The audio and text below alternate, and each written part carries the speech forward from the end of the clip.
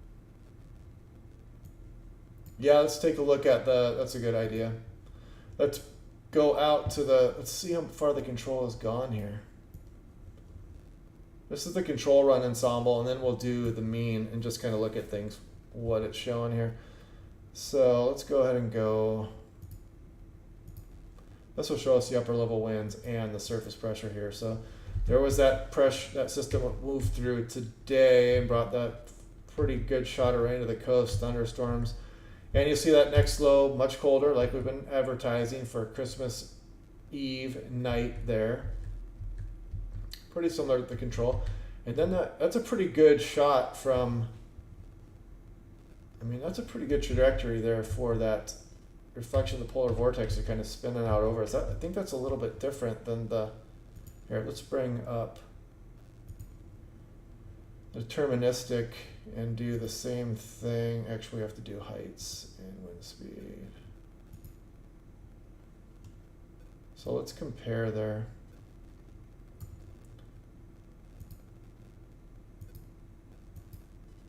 It looks like they're pretty similar there.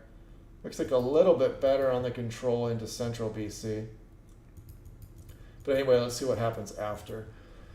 So you'll see the 28th, that system went south there. And look at that, it kind of develops off the coast of California better there. Look at that.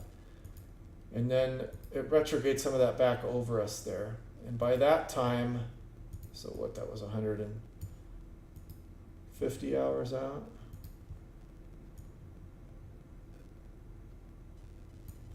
Yeah, so the ensemble actually shows a little bit of a better solution there. So that would be better for keeping cold air, giving us a chance of developing another system. So, but again, we'll have to see how that works out. Let's take a look and see if the Gfs Ensemble Temperatures are in yet. And they are. Wow, that's pretty crazy there. So it looks like the control run has us getting down into single digits there. See that in the morning of the 29th.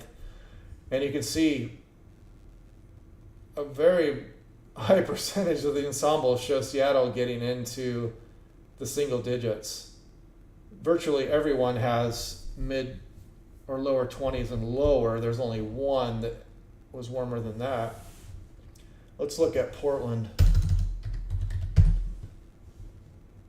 Wow, there's some really cold solutions in there. So yeah, we're gonna get chilly probably through the 31st no matter what. Then looks like a warm up coming, depending on what that system does as it comes off the north, how much of an onshore flow it brings with it.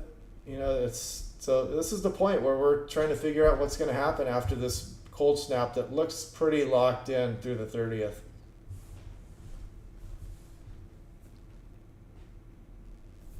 Yeah, thanks for watching, guys. I like hearing your guys' thoughts on things too.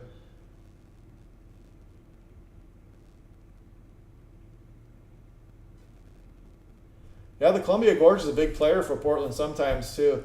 A lot of times it's after Arctic air is established and eastern Washington, eastern Oregon are really cold, and then you get a system approaching from the Pacific, in which Seattle usually will not store that cold air. We don't have the cold air conduit directly east of Seattle or directly north of Seattle, so it'll tend to scour out that air quickly and it's not drawn in any more cold air, as where Portland has that conduit to the east and it can really pull that cold air through the gorge. And some of the freezing rain events down there are pretty legendary. And working for Alaska Airlines, I've seen it, you know, several times just in the last decade or so where you get icing and it really hampers the operation. It's tough on all carriers. All the airlines have a problem with it when it happens. It's not really much you can do, and clear ice is building up on an airplane wing. You just got to kind of wait for it to melt, or you have to de-ice and hope that the precipitation stops.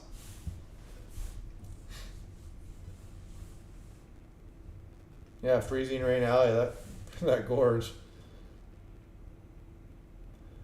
I think that Seattle actually averages a little bit more snow than Portland, but there are years where Portland definitely wins also. Let's check. Actually, let's look at Everett. I saw an Everett fan here. But yeah, the cold's locked in. I mean, we're getting cold up until at least probably the 30th, 31st. You can see Everett, a lot of single digits there. And just after Christmas, we just go into the freezer there.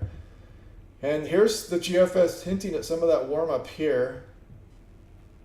And then kind of going back into the cold in a lot of the solutions, and some of them staying warm, but most of them cold. Actually, let's look at, kind of ignored that in CTAC too. Showing the same thing, a little bit of a warm up. Maybe one of those systems is going to warm us up, and then another shot of Arctic air potentially after that. So something to watch. Let's look at Bellingham. Want to see some extremes. Look at that. Most of these are below zero. Very cold. You can see a little bit of a warm up, then back into the icebox there. Yeah, Monroe foothills, you might make out pretty good Christmas night. Get some elevation going, and Christmas Eve and Christmas Day might be good for you too. Spokane that's a really harsh signal. I mean, Spokane, you need to be preparing your homes in eastern Washington and places in eastern Oregon. That is going to get really cold, and that's going to burst pipes. That's a really strong signal.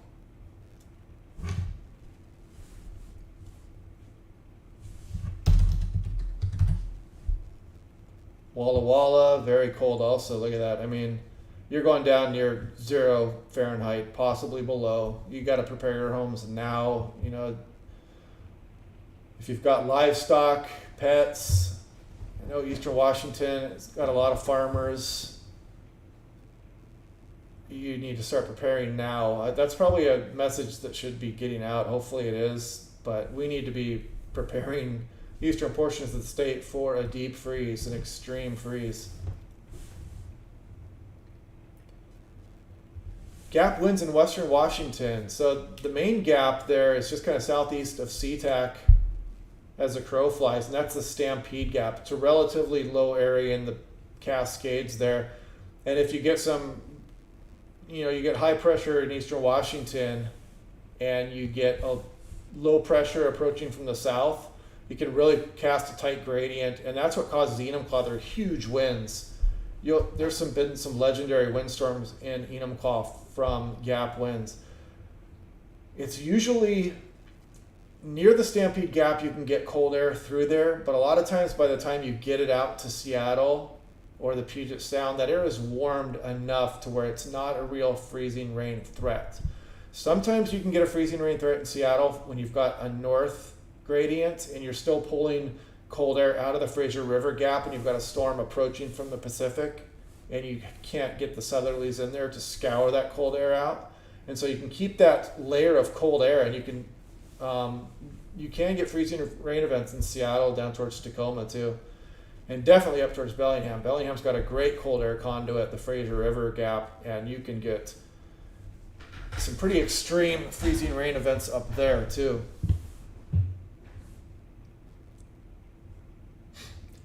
Yeah, let's look at, I forget what Bend, Oregon. No, I'm forgetting. Here, we'll just go here. This will solve it. I'm drawing a blank here, sorry. We'll go to Bend, and we'll look at your temperatures in Bend, Oregon. Yeah, you need to be preparing there too. I mean, we're going into the deep freeze there. You're probably going below 0 in Bend, Oregon. Some of these models are really extreme too. So if we do cool off, if you get some snow and you cool off during the night, you can get really powerful heat radiation from the surface. You get a lot of heat radiating off of that snowpack, and it really cools down the area. So you got to really be preparing if you're in eastern Oregon, eastern Washington. And let's take a look at some of the snowfall totals for here too. I'm going to look at 24-hour snow just so we can kind of pinpoint certain events. But you can see Bend, looks like they're going to get some, actually starting up pretty quick, the next system there, the 23rd and the 24th. But you can see you've got several chances as these bands of snow are going to be moving through with the troughing in front of that Arctic high. And then you can see potential later on in the period. But, you're generally drier over there too. So a lot of this moisture, you might not get as much moisture as portions of the state in the west. Cape Bedian. I was going BND. Okay. Let's check out the Oregon coast just to check it out. So Astoria, this is the day after Christmas. So that, yeah, I mean, there's potential for snowfall all the way out to the Oregon coast. Check that out. I also want to check out the temperatures there really quick here too. Yeah, you can see you're probably going to be below freezing there. That could be a nice snow event for Astoria, a nice rare snow event.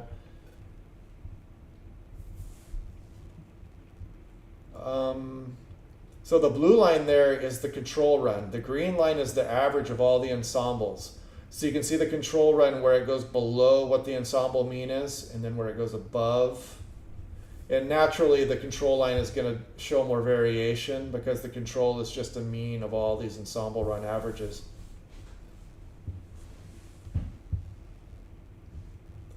And let's look at, yeah, speaking of Salem, let's take a look at Salem. Yeah, look at that cold air getting all the way down in there. I mean, you're going to be down in the teens, perhaps the single digits in Salem. Look at the control run. It has you below zero there. That would be something for Salem, Oregon. Somebody tell me what the record low in Salem, Oregon is. Post it on the chat here.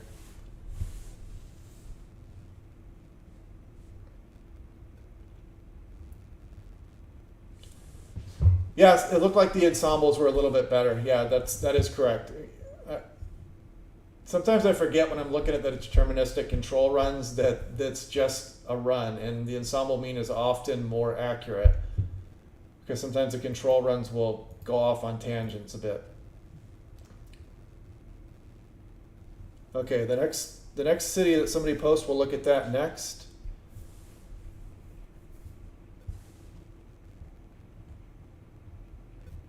Winthrop, Washington. Okay. Oh, we don't have one for Winthrop.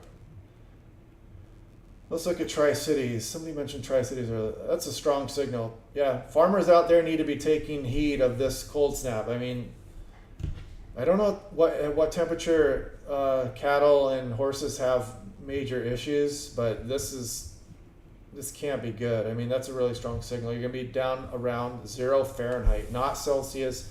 These are Fahrenheit temperatures.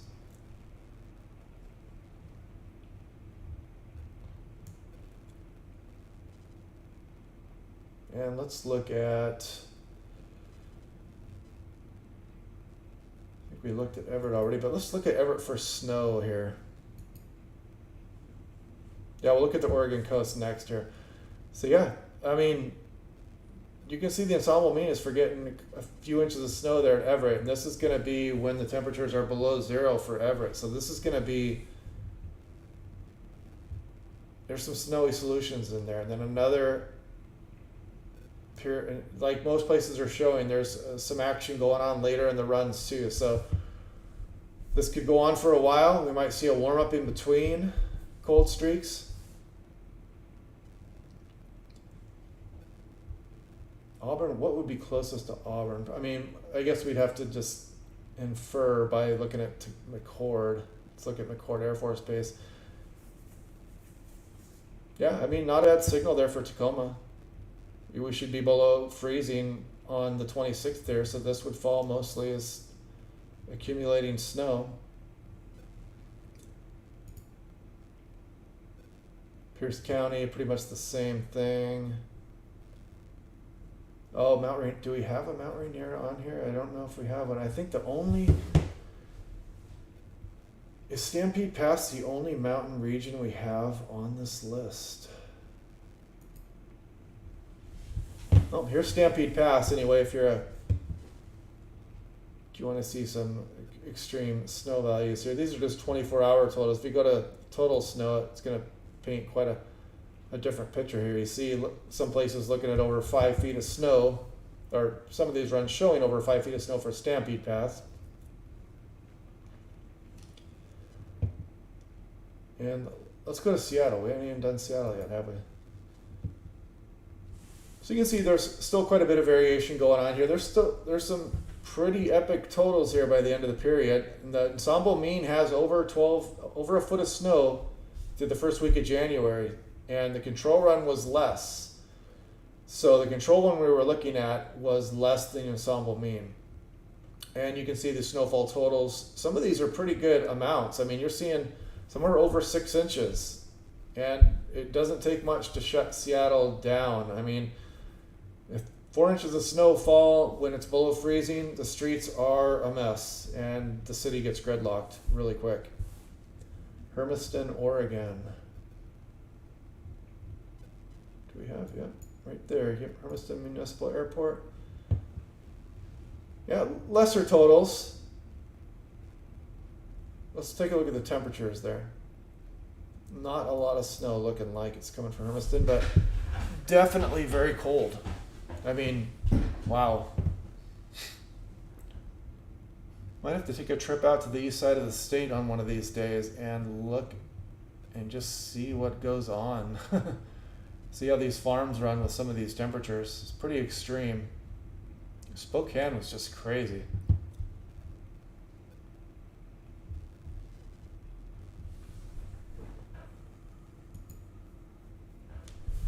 Deer Park, Washington. Intense signal there.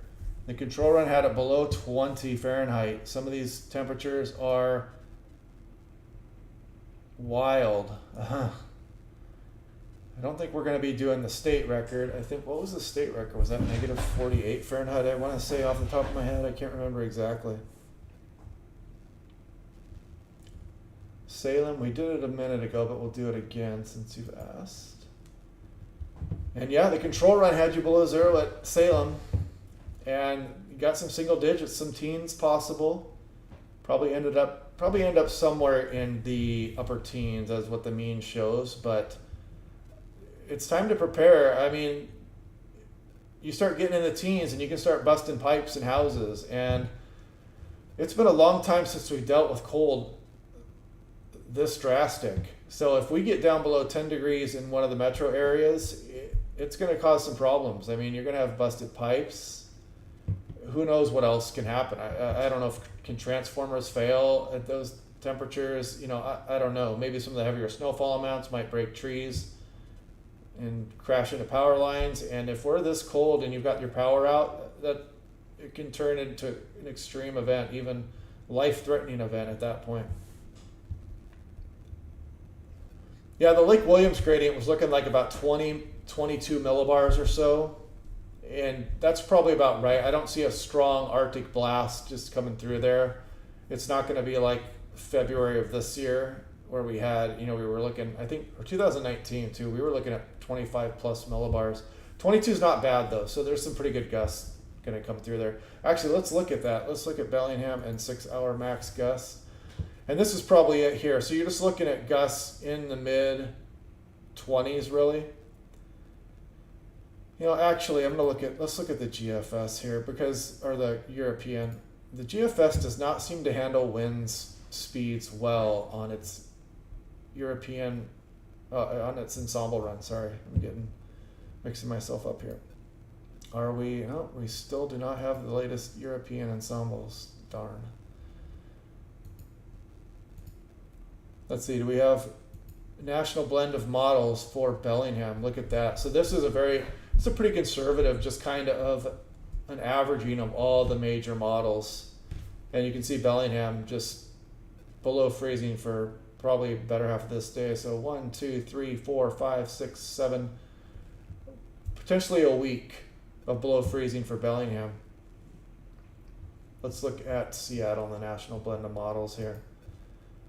You're looking at 1, 2, 3, 4, 5, 6, possibly 6 days below freezing, and these temperatures in the teens overnight and not getting above freezing in the day, you can have some pipe problems. Yeah, the Fraser River Valley was raging back in February 2019.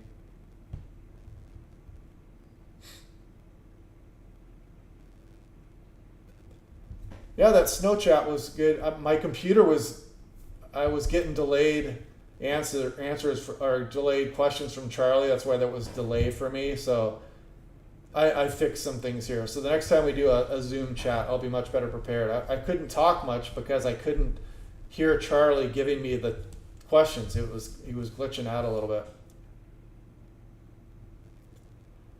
Yeah, it'll be interesting to see if we can get some of those smaller lakes like Green Lake, maybe some ice formation on it, which hopefully they're going to keep people off the ice there. I mean, We're seeing some pictures back in the 30s and the 19 teens of Green Lake freezing over. And I'm sure it probably did in 1950 too.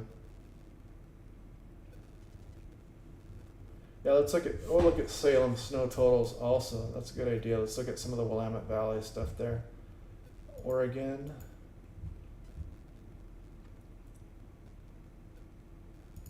Salem.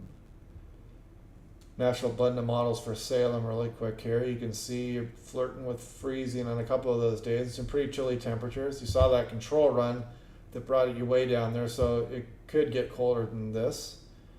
Let's look at the GFS and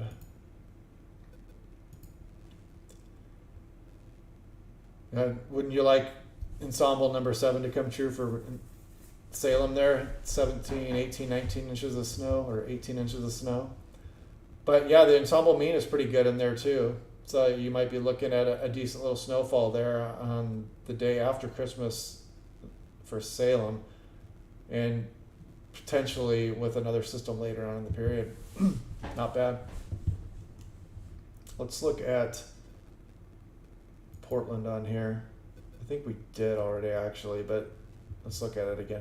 That's a pretty significant snowfall for Portland too. I mean, if you get, there's a lot of 4+ inch totals in there, and if it's below freezing, that's gonna give the city a hard time in a hurry. So be aware of that, you guys.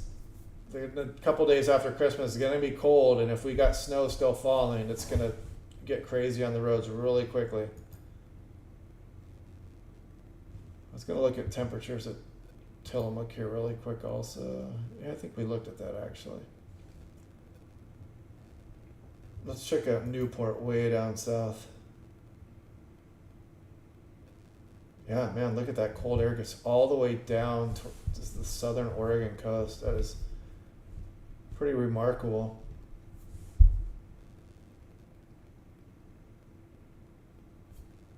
Yeah, Lake Taps. So that does freeze over, huh? Interesting. Yeah, there was that 21 inch total for Portland there too. Wouldn't that be something?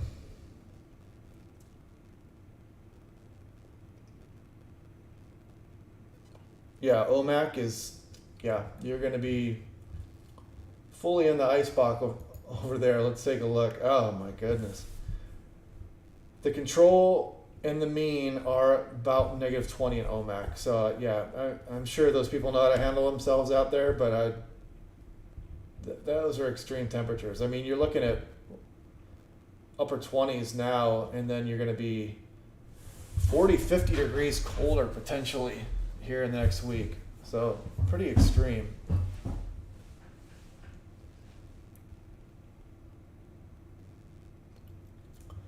Yeah, they'll probably want to put out some special weather statements for this cold. I mean, most people probably know about it by now, but there's always somebody who gets caught off guard with these things. But yeah, you want the cold, drive out to OMAC. And you can see the precip is ending right as the real cold is beginning. So anything that falls in OMAC is going to stay on the ground, definitely. So that's probably one of the reasons why it cools down so much there.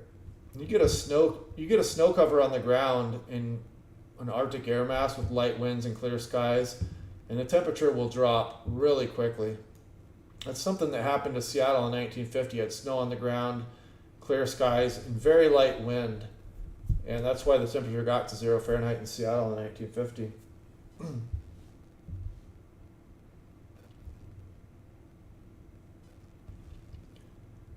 Now let's take a look. Let's take a look at the rest of the control run here. This should be all the way in.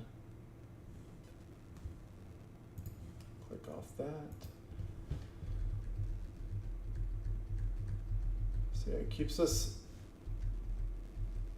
pretty chilly there. Then it retrogrades back over us here on the 29th. It stays there. And then you'll see that system kind of slide. It's such an interesting system. I guess it's forming on the southern periphery of that polar vortex way up there over the Yukon, and kind of dies as it moves south. And that could be a snowmaker for the region too. And then on to the future there, it shows that warm-up. That would be the warm-up there. And then as that pivots over us, you notice that low gets south of us again, and there's Arctic air building back into British Columbia. This is pretty far out here, though. This is early January. So we might get a warm-up in the middle of this thing early January, it looks like, on these newest runs. And actually, let's compare this to the 12Z, because this is probably differing quite a bit here.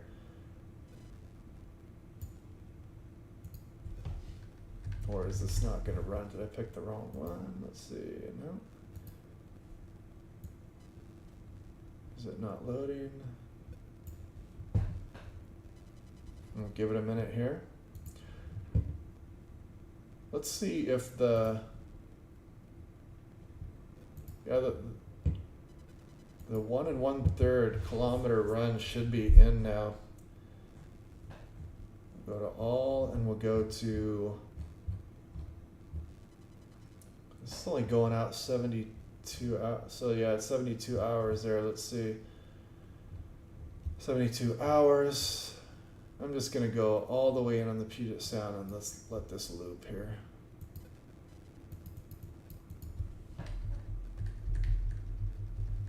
So here we are into the 23rd. How far does this go out? It's only going into Christmas Eve night. This model's nice. You can just see the high resolution there, but you can see some convergence activity going up here north of Seattle, but still, we'll just have to, it's not really worth looking at this point.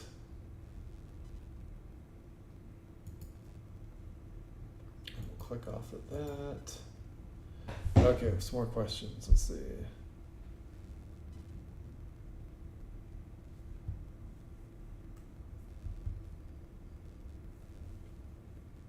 Boxing Day is the 26th. Okay, yeah. Yeah, now casting is looking out the window right now. That's right.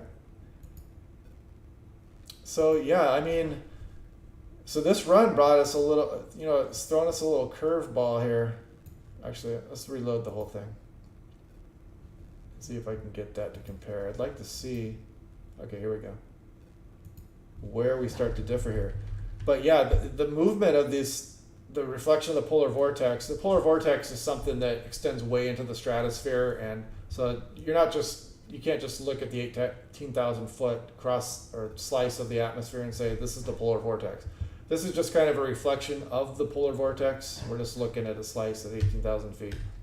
So, but you can see how this, pretty good agreement there, and then you start getting some changes. You see it building up north there. So it looks like some of that really cold air, I mean, it still has it on the 12Z earlier, but it's really powerful up over the North Pole there. And that's where it's supposed to be. So then it sheds that lobe down towards southeast Alaska, and that's what kind of warms us up there. That's more of a windstorm pattern almost for Western Washington there in early January. But then we start to cool back down as you get into the future there a little bit. You can see more Arctic air. You see the gradient set back up over southern British Columbia and the low pressure off of Astoria. And so this is a big change, as you can see, from the 12Z. And those changes come just from that orientation of the polar vortex north of us.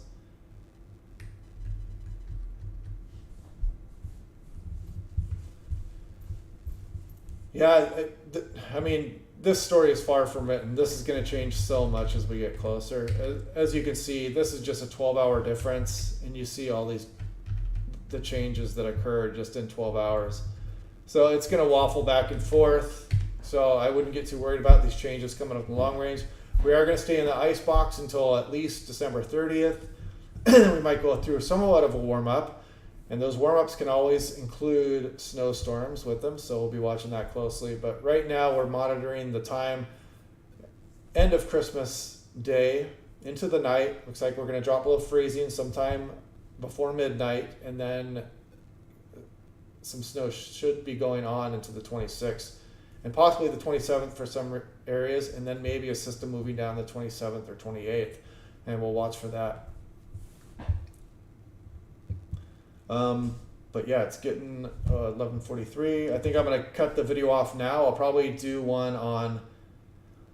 I'll do another live video probably on Christmas Eve at night after everything's settled down that day, and I'll do a video like always tomorrow morning after the morning updates come in. And hope you guys are all subscribed. Click like, and I'll keep getting the word out, and we can keep doing these Q&As.